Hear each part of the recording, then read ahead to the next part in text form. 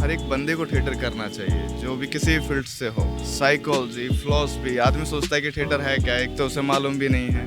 लोगों को ये लगता है एक्टिंग ना बहुत आसान चीज़ है कि गए और कर लिया, ऐसे कर दिया, लाइंस बोलनी है, चीज़ें हैं। ये लगता है कि किसी लाइन को पढ़ के बोल देना सिर्फ वो एक्टिंग नहीं हो सकती कभी। कि आदमी क्या करता है, अपनी बैक मेमोरी से कुछ ना कुछ ढूंढ रहा होता है ना। गलत फॉर्मेट है, वो रियल नहीं है। एक बार आपका इमोशन निकल गया, दोबारा नहीं निकलेगा ना। आपको समझना पड़ेगा, आपको अपने सेंसेस बहुत अच्छे से इस्तेमाल करना, आपको डाटा पूरा लेना होगा। नमस्कार, मैं हूं तुषार और आप देख रहे हैं सौगंधी टीवी। सिनेमा एक्टिंग और थिएटर एक्टिंग में क्या डिफरेंसेस हैं, ये बहुत लोगों ने सोचा होगा। और ये जिन्होंने भी सोचा है उसके लिए हम थिएटर एक्टर के पास आए हैं और इनसे जानेंगे कि क्या कुछ दोनों में डिफरेंसेस है, और उसके साथ ही साथ थिएटर के बारे में भी और सारी बातें करेंगे। जैसे आप थिएटर आर्टिस्ट रहे हैं पिछले 8 सालों से, तो थिएटर कहा जाता है कि क्योंकि एक्टिंग हर दिन मतलब कि इवॉल्व होता है, करते करते वो और इवॉल्व होता है। तो जब आपने शुरुआत की थी और आज 8 साल बाद कितना बदलाव होना पाते हैं आपने? बहुत ज़्यादा। मुझे लगता है आखिर मैं पीछे मुड़ के खुद को देखूं तो वो कोई और ही दिखता है, जिसमें इतनी समझ नहीं है चीज़ों को लेके। क्योंकि ये थिएटर की बात नहीं है कि आपको सोचना भी सिखा देता है, क्रिएटिव थिंक देता है आपको। ठीक है, लाइफ में आप कुछ कर सकते हैं। ये थिएटर आर्टिस्ट के लिए ही नहीं है, ये सब हर एक बंदे को थिएटर करना चाहिए, जो भी किसी फील्ड से हो। साइकोलॉजी, फिलॉसफी, आदमी सोचता है कि थिएटर है क्या, एक तो उसे मालूम भी नहीं है। कि किसी से पूछा जाए नॉर्मल ऑडियंस से कि जो नहीं जानती, वो नहीं जानता थिएटर है क्या, उसे नहीं पता क्या है। अब तो लोग जानने लगे हैं। लोगों को ये लगता है एक्टिंग ना बहुत आसान चीज़ है कि गए और कर लिया, ऐसे कर दिया, लाइंस बोलनी है, चीज़ें हैं। ऐसा नहीं है। आप अध्यात्म से लेके अपनी बॉडी के पार्ट्स के बारे में, psychology, philosophy, human nature, anthropology, फिर साहित्य इतना पढ़ना पड़ता है आपको। ठीक है, करंट न्यूज़ क्या चल रहा है, क्या है, इतिहास, सबकी नॉलेज होनी चाहिए। और दूसरा, आपको भाव वगैरह एक्टिंग के बारे में तो पता होना चाहिए। और एक और चीज़ है कि एक्टिंग में कहा जाता है कि रिसर्च एक बहुत इंपॉर्टेंट पार्ट होता है। कोई भी प्ले शुरू होने से पहले जो भी आपका कैरेक्टर होता है उसके लिए रिसर्च करना पड़ता है। वो प्रोसेस कैसा होता है, और मतलब कि उस प्रोसेस के बारे में लोग जनरली बात नहीं करते, सीधा परफॉर्मेंस पे लोग आ जाते हैं। हम बहुत सारे कमर्शियल एक्टर को भी देखते हैं कि जब वो अच्छा परफॉर्मेंस देते हैं तो परफॉर्मेंस की तो बात की जाती है, लेकिन उस परफॉर्मेंस को तैयार करने के लिए क्या रिसर्च किया, और उस रिसर्च में मतलब कि क्या क्या चीज़ें मतलब कि ध्यान दी जाती है, तो उस चीज़ के बारे में बताएं। मैं आपको बताऊं कि रिसर्च वाली बात बहुत लंबा टॉपिक है ये, क्योंकि ऐसे नहीं बताया जा सकता उसे, जो भी आप बताना है ना। चाहें। मैं इतना ज़रूर बोलूँगा कि आज की ऑडियंस उतना काम करते नहीं। ये जितने भी थिएटर आर्टिस्ट हैं, मुझे दिखता नहीं है। मैं क्रिटिक्स हूँ बहुत बड़ा इस चीज़ के लिए, क्योंकि उनने जो सीखा, क्या सीखा, मुझे नहीं पता। मैं उनके काम को गलत नहीं बोल रहा, जैसा भी है। पर मुझे लगता है कि किसी लाइन को पढ़ के बोल देना सिर्फ वो एक्टिंग नहीं हो सकती कभी। आपको खुद को समझना पड़ता है, हर सेकंड आपको लर्न करना पड़ता है अपने आप को, अपने बिहेवियर को। आप कोई उंगली भी हिला रहे हैं तो क्यों हिला रहे हैं, किस वजह से हिला रहे हैं। ठीक है, क्या ये मेरा नेचर है। इसमें बहुत सारी चीज़ें आती हैं कि नेचर, बिहेवियर, ठीक है। उसके बाद कैरेक्टर कहाँ का है, किस जगह का है, वहाँ की टोन कैसी है, उसका रहन सहन कैसा हुआ है, उसका उसके माँ बाप कैसे हैं, क्योंकि कैरेक्टर उसके माँ बाप से बनता है, डीएनए से बनता है। ठीक है कि और कैरेक्टर कभी चेंज नहीं हो सकता, उसे संभाला जा सकता है। बिहेवियर आपको सोसाइटी सिखाती है। जैसे आपके बैठने का तरीका, चीज़ें हैं जो भी हो रही है ना, वो आपके बिहेवियर में है। आप किस तरीके टोन यूज़ कर रहे हैं, या चाहते कि क्या लहजा है आपका, ये आपका बिहेवियर में भी दो चीज़ें होती हैं। इसके बाद बिहेवियर में देखा जाएगा तो एक आपका बाहरी बिहेवियर और एक है अंदरूनी बिहेवियर। जैसे कि अभी सामने वाले को दिख रहा है कि आप इंटरव्यू ले रहे हैं मेरा, पर आपके दिमाग में क्या चल रहा है, इसके मतलब इसके पीछे क्या है, छुपा हुआ है। ये दोनों चीज़ों को समझना बहुत ज़रूरी है। लोग इन्हें समझे बिना ही कुछ भी करते हैं तो थोड़ा सा लगता है कि क्या कर रहे हैं। और फिर इसमें रिसर्च इतनी ज़्यादा है, और उससे ज़्यादा आपको ना ये रूटीन में लाना पड़ता है। रिसर्च करेंगे, काम के उस चीज़ के पीछे भाग, तो आप नियमों के पीछे भाग रहे हैं। वो उससे जान लेना बहुत अच्छा है, समझ लेना अच्छा है। वो उसे इतनी अच्छी तरीके से प्रैक्टिस में लेके आइए, वो आपको जानने की ज़रूरत ना पड़े, वो आपके बिहेवियर में रहे चीज़ें।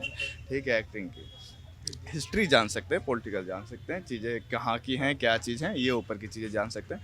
पर किसी को करने का क्या है, इंसान है, ठीक है, हर एक आदमी एक्टिंग कर रहा है या जैसे भी है रियल लाइफ में भी, क्यों कर रहा है, कैसे कर रहा है, क्या कर रहा है, आपके भाव अंदर हैं, उसके अंदर भी उतने ही इमोशंस हैं, चीज़ें हैं, सारी चीज़ें वो यूज़ कर रहा है, पर उसे पता नहीं है वो किस लिए कर रहा है। आपको पता होना चाहिए वो किस लिए कर रहा है, क्यों कर रहा है।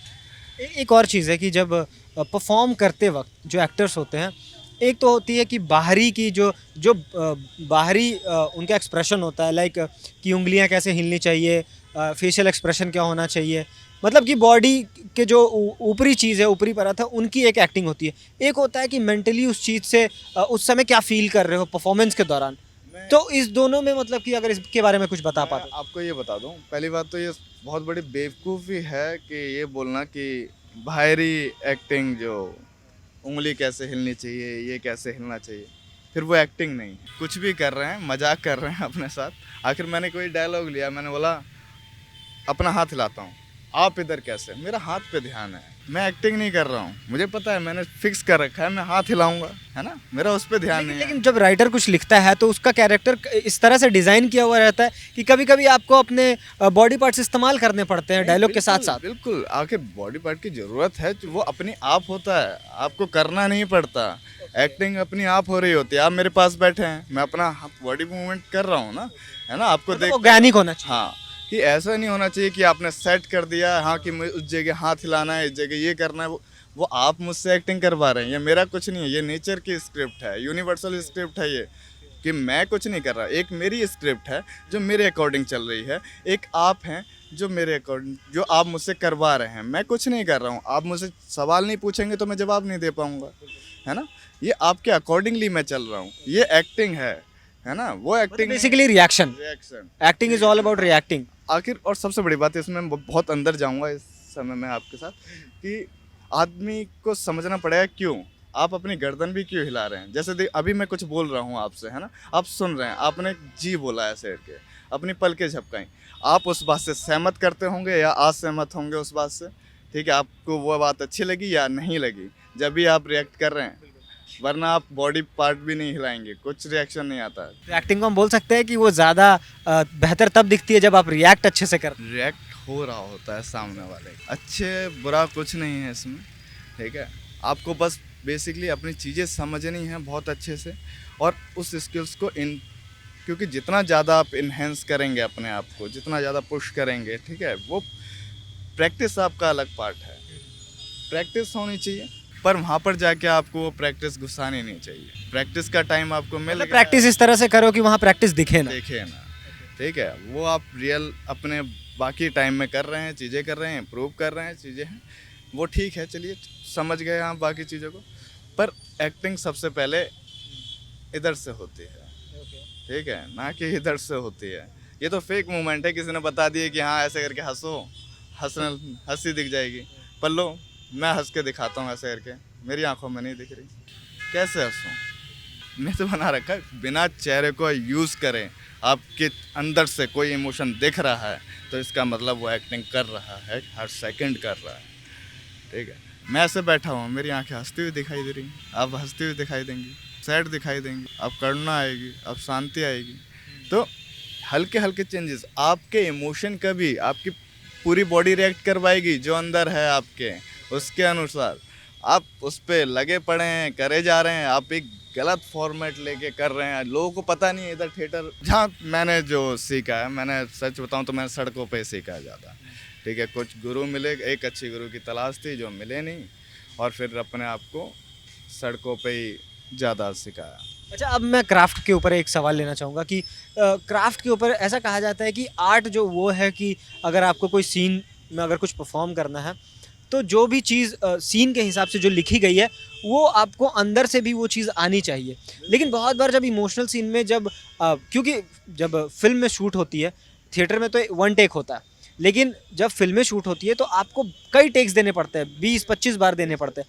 और अगर कोई इमोशनल सीन है और किसी को रोना है तो वो बहुत मुश्किल हो जाता है कि वो अंदर से उस सेम चीज़ को 25 बार फील करे और बार बार वो रोते रहे, तो शायद वहाँ पे क्राफ्ट की ज़रूरत पड़ती है। तो इस चीज़ को आप कैसे देखते हैं? मैं ये इस चीज़ को ऐसे समझता हूँ कि आदमी क्या करता है, अपनी बैक मेमोरी से कुछ ना कुछ ढूंढ रहा होता है ना।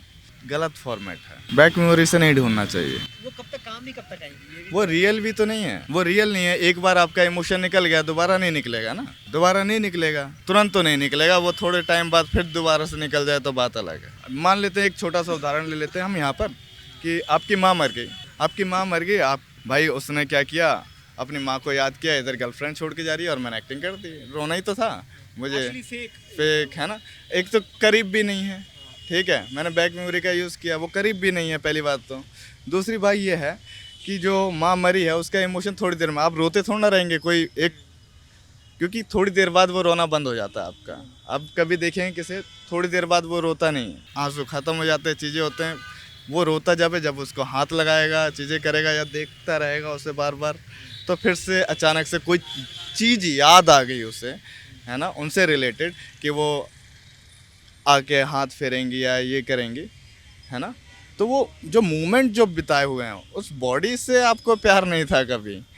जो आप इसको क्या, आपको क्या लगता है कि जो इस तरीके से इस्तेमाल करते हैं, जैसे आपका सीन है कि गर्लफ्रेंड छोड़ के चली गई और आप इमोशनल हो रहे हैं, लेकिन आप उस सीन से एक्चुअली अटैच नहीं है, आप यूज़ कर रहे हैं अपनी माँ के मरने वाले सीन को इमेजिन कर रहे हैं, तो वो चीज़ मतलब कि आप कैसे आपको लगता है ये गलत है, और गलत है तो फिर सही क्या है? सही बता देता हूँ, देखिए ये ना समझना, क्योंकि हर इंसान हर सिचुएशन से अपनी ज़िंदगी में नहीं गुजरा हुआ होता है। हाँ, मैं बोल रहा हूँ, आपने जितनी भी ज़िंदगी अपनी गुजारी है ना, जितना भी टाइम लिया है उसमें आपने बहुत सारा डाटा लिया है, ठीक है। आपके पास चेतना है, चेतना है, चेतना ने क्या दिया, कॉन्शियसनेस, जी हाँ, ठीक है, ठीक है, चेतना को कॉन्शियसनेस ही बोलते हैं, ठीक है। अब चेतना है, चेतना में क्या है, इंद्रियां हैं, इंद्रियां कितने, 5 इंद्रियां हैं, उसके पास मल्टीपल इंद्रियां और हैं, ठीक है। आप उनका यूज़ करते हैं, आके मुझे पकड़िए, आपने पकड़ा, एक भाव पैदा हुआ आपके पकड़ने पे, मेरे हाथ का स्पर्श लेंगे, ठंडा लग रहा है या गर्म पड़ रहा है, लग रहा है, उसके अनुसार आपका एक भाव पैदा हुआ, है ना, मुझे करवाने की ज़रूरत नहीं पड़ी,